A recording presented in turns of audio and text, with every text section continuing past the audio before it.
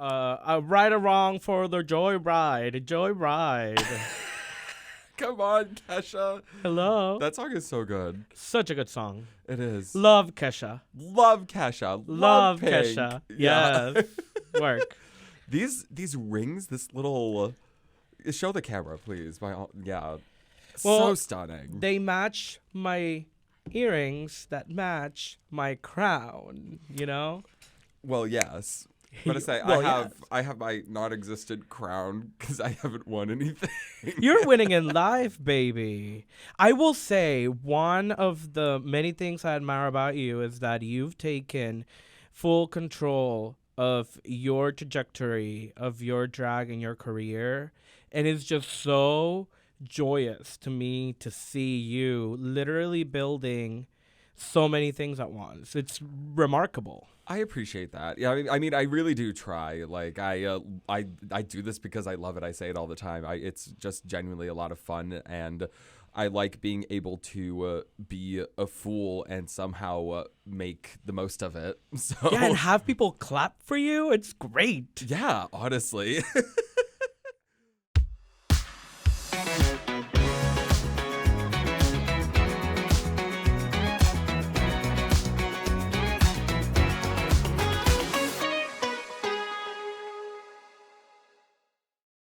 Hello, chicken, and welcome back to the Chicken Coop, your backstage pass into the ever-changing world of drag production.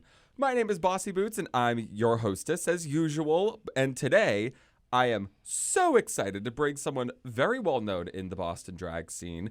She is the winner of the Worcester Drag Gauntlet Cycle 1. She is one of the founders of the Drag Stroll, which is an open stage drag show in Boston at Jacques. She is the producer extraordinaire of Full Spin and the inventor of pupusas. Please welcome Just JP. Thank you. I'll take that title too. No, I don't know. Thousands of generations of Salvadorians right now are cursing me. But yeah, no, totally. Thank you so much. Thank you for inviting me over here to chit chat at the Chicken Coop. Of course. Yeah. I mean, whenever I think of, people that I want to have on the podcast, I like to think of, I'm like, okay, who are people that are not just well known, but also like people that I would trust within 3 inches of my life to have my back at a show, or if something goes haywire, who's the first person that's level-headed? And I absolutely think of you. Thank you. Yeah. I mean, tell us a little bit about you. Tell us about what you do in the Boston area. Who is Just JP? Thanks. Well, I do shows. I produce a lot. So I like to say that I have 2 9-to-5s. I have a 9-to-5 that, 9 a.m. to 5 p.m. And I also have a 9 p.m. to 5 a.m. The day job and then the night job, yeah. Yeah. I was born and raised in El Salvador, Central America. Moved here to Boston about 13 years ago. Been doing drag for 8 years. And what a time it's been. Yeah, it's honestly. been a great time. I mean, I've only been doing drag a couple years, so like I've had the pleasure of getting to know everybody who's been like dominant voices and presences in the scene, and you are always a name that comes up. I mean, obviously between winning Gauntlet, that's something I didn't do, but yeah, I'm I'll say that I am very lucky that Candy asked me to do the very first one, because Gauntlet kind of has evolved in a way reminiscent of a ball of snow that's growing, and the challenge keeps getting harder and harder and harder. So in a way, like, I'm lucky that I did this back in 2018, season 1. It was a shorter, it was still a challenge. It was still very challenging. And from the very first season, something that has been very consistent is that you're going to do good as long as you know your words. And I was able to win that final lip sync because my friend Titus sat me down for an hour drive. And I was like, we're learning the lyrics to the song. Thank you, Titus. So you know your words. So you just crammed the lyrics in an hour in that car ride and you knew the words? Yes, it was the top 2 song for the win was Queen by Janelle Monáe. Oh, great song. And they included the rap at the end. Oh, so they really Yes. leaned into you for that finale. Yeah, totally. So I knew the song, didn't know the rap. Yeah. And on the way there, Titus was like, "No, we're learning these lyrics," and I'm very thankful. I don't remember them. I don't remember them. Isn't that how it goes? I remember I had the pleasure of only lip syncing once because I landed at the bottom on my first challenge of Gauntlet. It was great. But no, Yeah. I remember going. What was the song? Lights by Ellie Goulding. Oh, love the song. Great. It is Love a that great song, but we had Love Pink. Love Pink. We get like our own, for those of you who don't know, in the Gauntlet, they make edits of songs so that they're not like the full 5-minute length of a normal song. So for some reason, this edit, it was so difficult. It was like mostly like the dance break in Lights. So like there wasn't much lip syncing to do, to be quite honest. So I was downstairs cramming the lyrics because I fully just didn't expect to be in the bottom, if I'm being so for real. Yeah, so yeah. I was But cramming. you stayed. I did Yes. stay. So Yes. it did work out that I knew the words. Yeah, and love that 20 minutes of panic downstairs was able to set it in. So, Yeah. oh, Gauntlet. But let's move on from the Gauntlet, shall we? You are one of the co-founders of the Drag Stroll, which Yes. is an open stage. Tell us about the Drag Stroll. Yeah, totally. The Drag Stroll is an open stage. So if you're watching this, you're in the Boston area, you can get to Jocks every, second and fourth Monday. If you can get there and you want to do drag, then sign up. You can find all the info at the Drag Stroll on Insta. It was almost 4 years ago. Oh, wow. It was almost 4 years ago that after Machine closed, Oh, it meant, rest in I know, peace. it meant that we didn't have a open stage on Mondays because All-Star Monday stopped when Yes. Machine closed. And I had the opportunity to just do it. I went to Jocks and I'm like, you don't have anything going on a Monday. Let's do this. And it's been going on. And it's really exciting that it's following the legacy of huge open stages on Mondays, like All-Star Mondays. Yes. And it's such an honor to have Violencia as part of the team Absolutely. at Drag Stroll. But at the beginning, I was dating PJ at that time, DJ PJ. I said, I really want to do this. And he said, let's do it. So we did it. And he's been there from the very beginning. I am not really that, what's the word? Like I don't have a lot. No, I am involved. I was going to say, you're involved. I am that's involved. For sure. I don't have the energy to be a mentor. Because when you are hosting an open stage, when you're the host, meaning when you are the face of the show, everybody who's performing, all the new people will come to you, to ask questions and Absolutely. to ask for guidance or just talk about the show. And while I started it as just JP's casual drag stroll, because it's not a drag race, it's a drag stroll. That's true. I realized that I didn't have the energy to be able to be effective in that mentorship position. So I talked to MT and I asked if he wanted to be officially part of the team and for it to be MT's drag stroll. That meant that for the first time, Jocks had a solo king host for a recurrent show, which is very exciting. Yeah, absolutely. Citation needed. But we're pretty sure. it hasn't happened Pretty before. sure. And if that's not the case, I would love to know. You know what I mean? Yeah, Anyways, call in. Yeah. call in. So I talked to him. I'm like, you are an extrovert. You love talking to people. You have great opinions about drag. Your makeup is flawless. You're a great performer. Your politics are great. We do care. We do care. Yeah. So, and he said yes. So that's the team. Then Helix, instead of taking photos, because at All-Star Mondays, right at the end, because there were many photographers that were part Yeah, at All Star Mondays. absolutely. Like during my era, I started going out around 2014. It was like Cory Banda, and then Rodrigo Larios did a couple ones. Ryan Welch did a couple ones. Um, ooh. There's a few other names that I'm missing, and then Helix did it sometimes as well.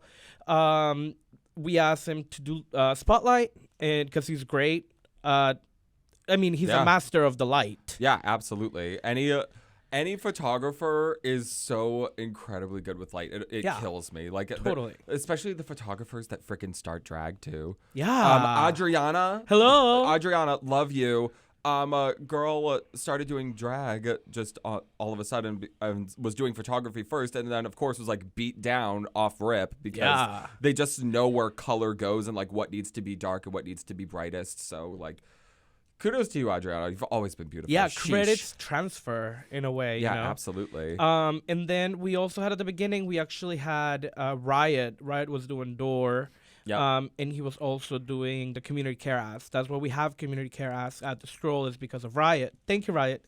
So they were also part of it at the beginning, and he's returned. We're Yeah. very excited to have Riot and his community care table at the Stroll again, and it's been going. It's great. Yeah. It's great. I mean, the love stroll it. is huge. I feel like what people don't realize too is that like open stages actually have like a huge benefit to the community. Yes. That it's not just like for people to just.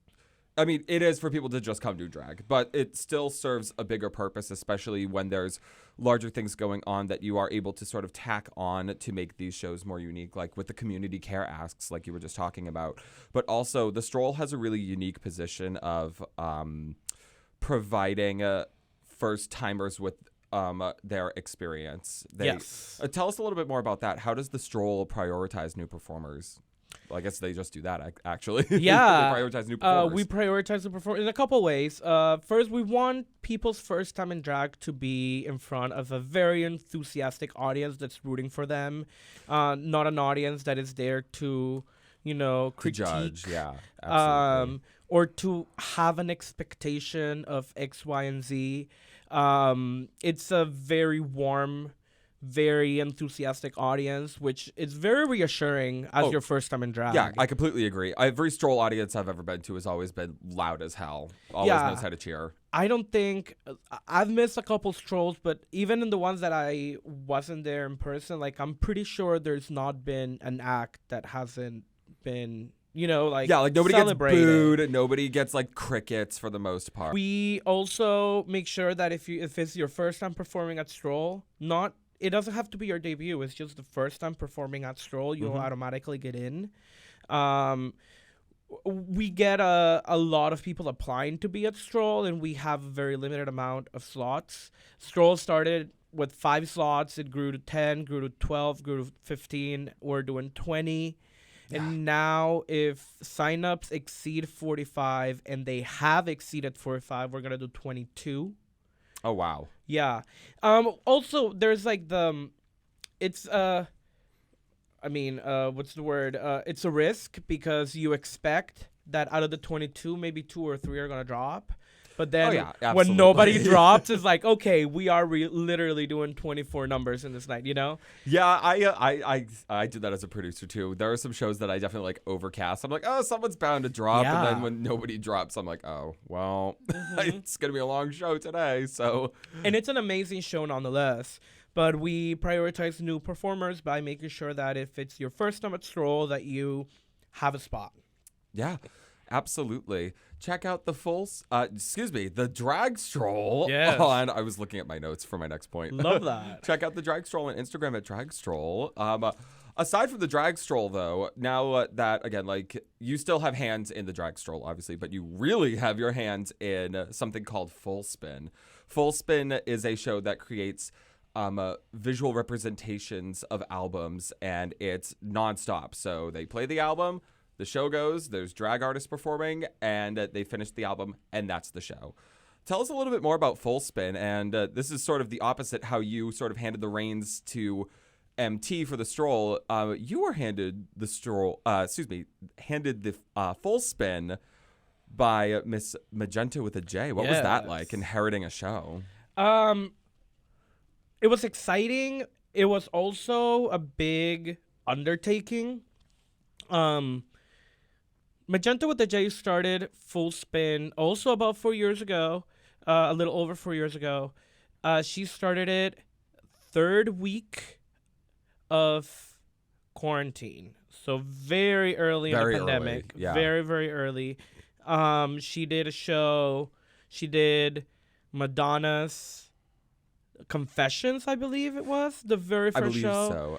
And it was digital, if I'm not mistaken. Yeah, it was It started digital. off as a digital Yes. show, which graduated into now a stage at the Crystal Ballroom. We did 25 digital shows, and then we did did 25. Yeah, we did it every other week. Oh my God. Yeah, it was a lot. I did not know that there were that many digital ones. Yeah, there's 25 of them. It's like seasons of Survivor. At some point, you just forget. Just forget.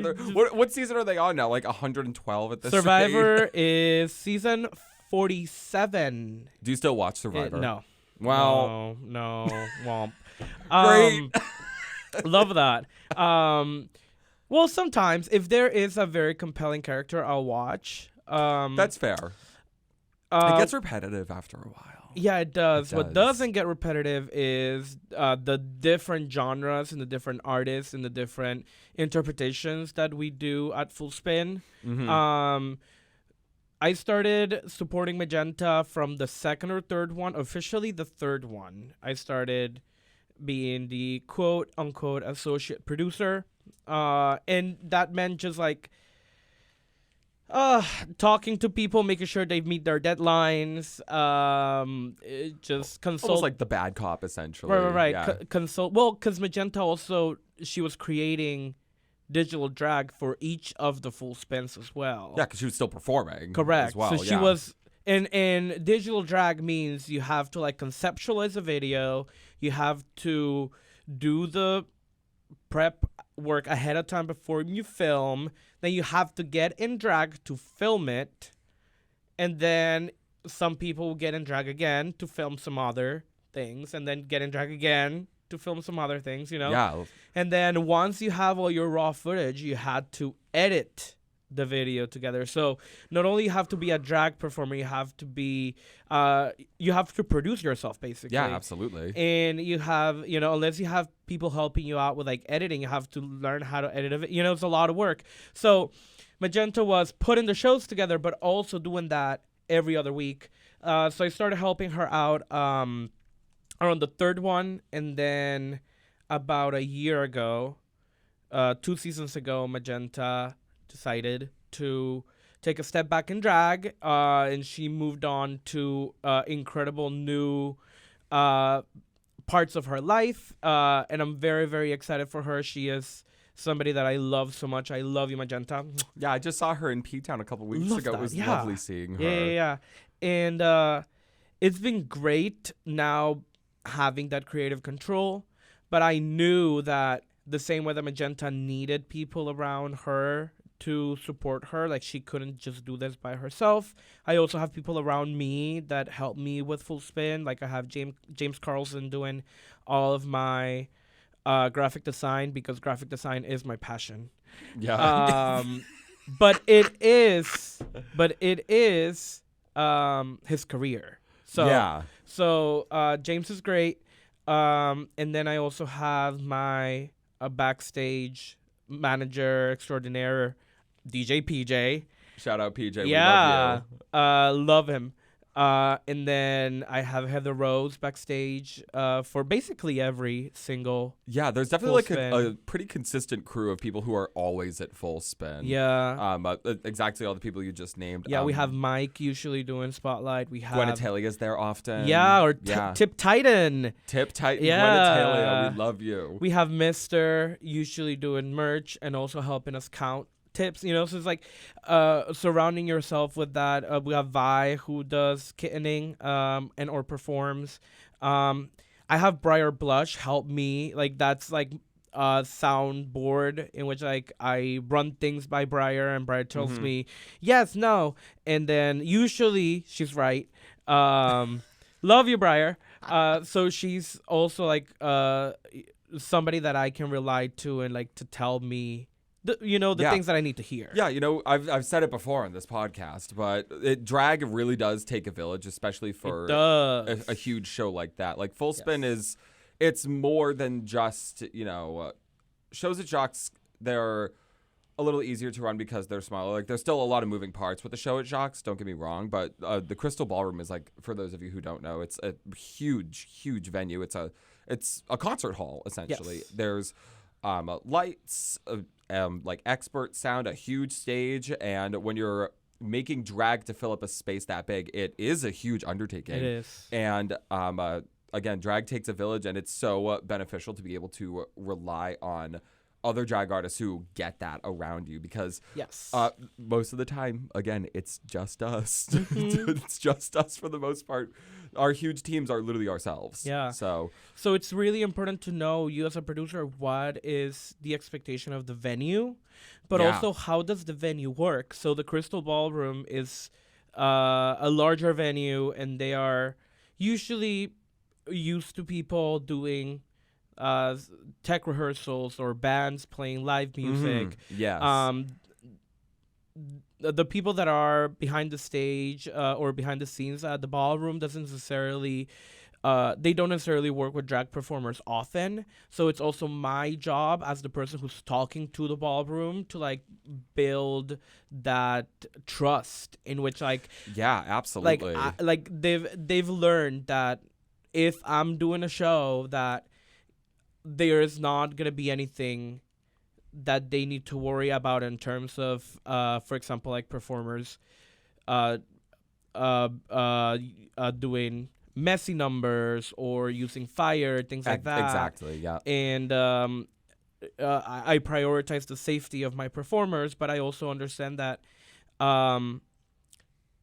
I am the person that the venue is trusting to do a good show and do a good job. So I have to have that discipline of like telling no and anticipating things and getting that trust from the venue as well. So they know that, yeah, we're not doing tech, but Nothing so far, is going to go yeah. haywire. We can So guarantee far, that. Yeah. So far, we've never missed a cue. And at Full Spin, if like the show doesn't end, there is not, Yeah, or there's- what, the show doesn't stop. There is no host that can vamp if you need an extra 30 seconds. You know. Yeah. So it's like at Full Spin, if you miss a cue, you miss a cue. Yep. Like, so far it's been almost 50 shows and we've never missed a cue.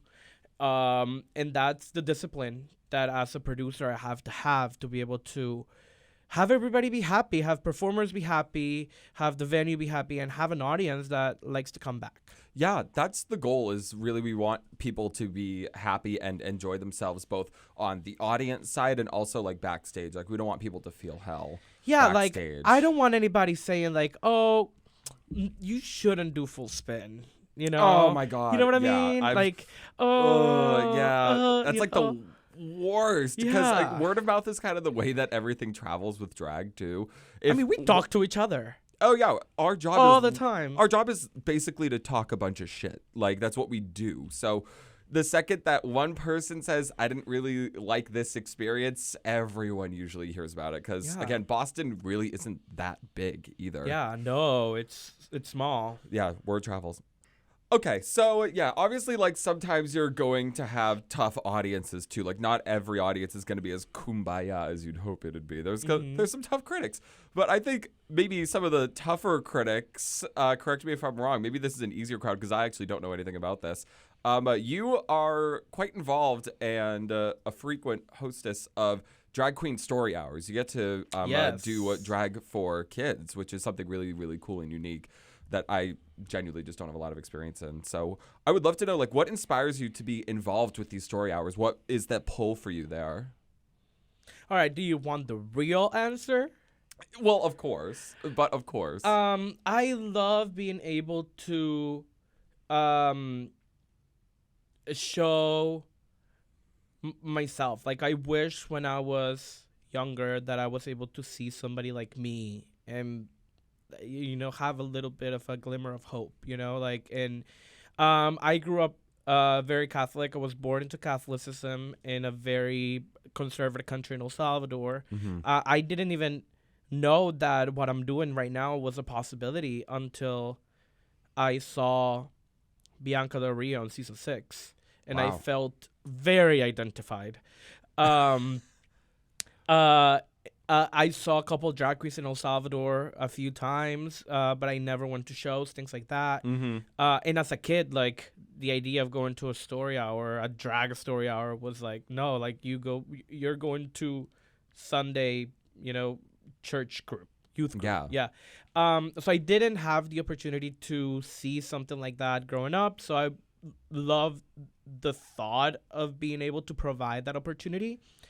However, the real answer is that there is good money to be made Oh, wow. on story times. Yes. No kidding. Yes.